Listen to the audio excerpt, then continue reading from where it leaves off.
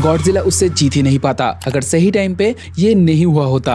देखो practically सीमो Godzilla से way too much powerful है। उसकी बॉडी स्ट्रेंथ, ड्यूरेबिलिटी सब कुछ गॉडजिला के मुकाबले डबल है। अगर दोनों में फाइट होगा तो नो डाउट गॉडजिला हारेगा। एंड वो सिर्फ गॉडजिला को नहीं बल्कि गॉडजिला के जितने भी विलेंस आज तक हमने देखी है मॉन्स्टरवर्स में, वो उन सबको हरा सकता है। एंड ये मैं ऐसे ही नहीं कह रहा, स्टेटमेंट की रिगार्डिंग हर एक चीजों का प्रूफ आज इस वीडियो में बताऊंगा। अगर कुछ भी डाउट हो या इलॉजिकल लगे तो कमेंट में जरूर बताना। अब ये तो तुम्हें पता ही होगा कि मॉन्स्टरवर्स में सीमो अभी के लिए सबसे बड़ी टाइटन है। उसकी बॉडी स्ट्रक्चर इवॉल्व गॉडजिला से भी मैसिव थी। जहां तुम अगर नोटिस करोगे तो सीमो का एक पंजा गॉडजिला के सर को ढक सकता है, यहाँ तक कि सर से लेकर गले तक को पूरा कवर कर सकता है। मतलब सीमो आसानी से गॉडजिला के सर को कुचल सकता था, नो डाउट। पर सीमो का सिर्फ पंजा ही नहीं, उसका पूरा शरीर ही काफी ह्यूज है। साइड बाय साइड कंपैरिजन में ये क्लियरली पता चलता है कि गॉडजिला की बॉडी कई मायनों में सीमो से छोटी है। एंड ये सेंस भी बनाती है क्योंकि देखो इस यूनिवर्स में अर्थ के अंदर जितने भी लेयर्स हैं उन हर एक लेयर में बसे जीवों का आकार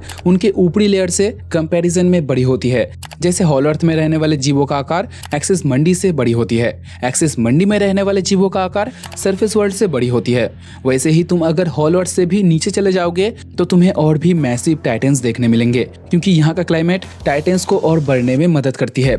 अब स्कार किंग के हिस्ट्री को अगर उठा के देखोगे तो तुम्हें आइडिया होगा कि स्कार किंग पहले हॉलो अर्थ में रहता था। उसकी पूरी आर्मी हॉलो अर्थ से थी, लेकिन गॉडजिला ने उसे एंशिएंट वॉर के टाइम हॉलो अर्थ से भी नीचे आंख के आयाम में कैद कर दिया, जहां जाने के लिए तुम्हें सब्टेरियम रियल्म से होते हुए जाना होगा, जैसे कॉन्ग गया था। मतलब ये जगह हॉलो अर्थ से भी नीचे थी। एंड यहीं पर हमें उन बड़े बड़े सुपर टाइटन्स की स्केलेटन देखने मिली जिनका आकार हमारे सोच से भी बड़े है। अब सीमो भी इसी वर्ल्ड का हिस्सा था क्योंकि गॉडजिला ने जब स्कार किंग को इस रियल्म में कैद कर दिया तब स्टोरी के मुताबिक उसी दौरान स्कार किंग के हाथों एक खौफनाक ताकत लगी, एक प्राचीन टाइटन शीमो।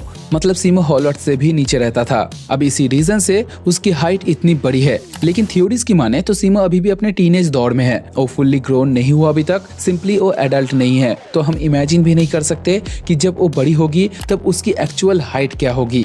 हो सकता है ये हो जाए जहां उसके हाइट के अकॉर्डिंग उसकी ड्यूरेबिलिटी गॉडजिला के कंपैरिजन में बहुत नहीं, अभी के लिए बस थोड़ी ही ज्यादा है। सीमो गॉडजिला के खतरनाक वार को झेल तो सकता है लेकिन इससे उसकी तकलीफें कम नहीं होती। जब गॉडजिला एक्स कॉन्ग में शीमो एंड गॉडजिला की फाइट चल रही थी तब उस फाइट के दौरान गॉडजिला ने सीमो को लगभग 2 बार अपने एटॉमिक ब्रेथ से हिट किया था, जिससे सीमो की स्किन बस थोड़ी सी बर्न हुई थी, जो ऊपर से देखने पर ज्यादा मालूम नहीं पड़ता। मैं अंदर तक गया था तो मुझे पता है। जोक्स अपार्ट, लेकिन गॉडजिला के हीट रेस ने सीमो को थोड़ी बहुत इंज्योर्ड किया था। अब इससे तुम अंदाजा लगा सकते हो कि सीमो कितना पावरफुल है। जहां पर पिंक गॉडजिला अपने बेस फॉर्म से 20 गुना ज्यादा पावरफुल था। मतलब गिधोरा को राख बनाने वाले हीट रेस से ये 20 टाइम्स मोर डिस्ट्रक्टिव थे, लेकिन इससे भी सीमो को ज्यादा कुछ फर्क नहीं पड़ा। लेकिन वहीं पर अकॉर्डिंग टू मूवी सीमो की फाइटिंग स्किल या टेक्निक गॉडजिला से बेहतर नहीं थे। गॉडजिला ने अपने लाइफ सर्कल में सीमो से ज्यादा लड़ाइयां लड़ी है, जिसलिए वो क्लोज कॉम्बैट में बेटर फाइट कर सकता है। अपने शरीर के हर एक हिस्सों को फाइट में यूज कर सकता है, जिसलिए उसे क्लोज कॉम्बैट में हराना लगभग इम्पॉसिबल बन जाता है।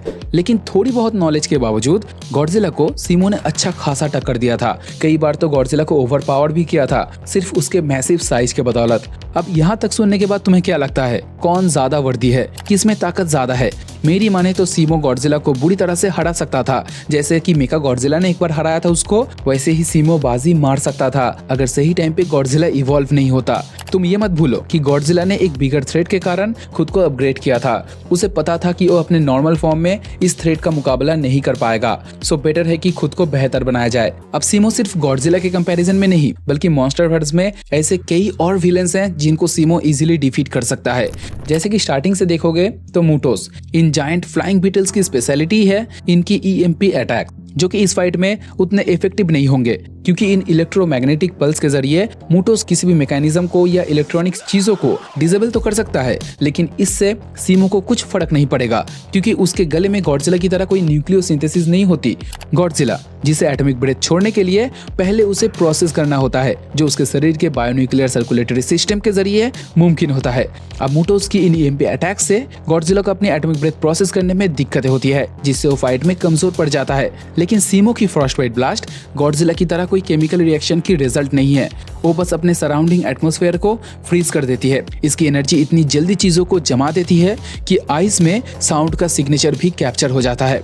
इसकी फ्रॉस्टबाइट ब्लास्ट एक काइंड ऑफ रेडिएशन ब्लास्ट है, जहां नॉर्मली रेडिएशन में एनर्जी जो हीट में तब्दील होती है, वहीं पर यहाँ इसका ऑपोजिट है। इसकी रेडिएशन हर एक एटम को स्लो कर देती है, उसे अपनी जगह से हिलने नहीं देती, जिसलिए मुटोस का ईएमपी फॉर्मूला सीमो के मामले में काम नहीं आएगा। लेकिन अगर बात करें मुटो प्राइम की, तो ये फाइट टक्कर का हो सकता है, जहां मुटो प्राइम के पास ईएमपी के साथ साथ सोनिक ब्लास्ट की पावर भी है। और ये मुटो प्राइम जो कि मुटोस की अपग्रेडेड फॉर्म है, उनकी एबिलिटीज एंड फिजिक्स एनहांस हुई है स्पेशली गॉडजिला को खत्म करने के लिए।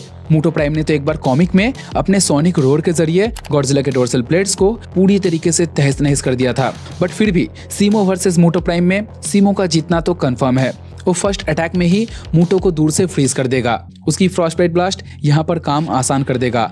जिसके बाद आती है गिधोड़ा, जिसको सीमो ने ऑलरेडी एक बार हरा के रखा है। लास्ट टाइम उसे ही फ्रीज करने के टाइम पूरी दुनिया में आइस एज हो गया था, तो सीमो के लिए इसे दोबारा से करना कोई इम्पॉसिबल बात नहीं। और रही बात मेका गॉडजिला की, तो सीमो के लिए इसे भी बीट करना मुमकिन है, क्योंकि देखा जाए तो मेका गॉडजिला ने गॉडजिला को हराया था, लेकिन पिंक गॉडजिला से वो फाइट कर ही नहीं पाता। और सीमो ने तो पिंक गॉडजिला को बहुत ही हार्ड टक्कर दिया था, हार्ड टू हार्ड टक्कर दिया था। तो सीमो के लिए मेका गॉडजिला को हराना, बस सीमो विन दिस बैटल। इस बारे में तुम्हें क्या लगता है, मुझे कमेंट करके जरूर बताना। आज के लिए बस इतना ही। अगर वीडियो पसंद आए तो लाइक करते हुए जाना। एम करते हैं 20 लाइक का, बस 20 लाइक्स कर देना। बात करते हैं नेक्स्ट वीडियो में, तब तक टाटा बाय बाय।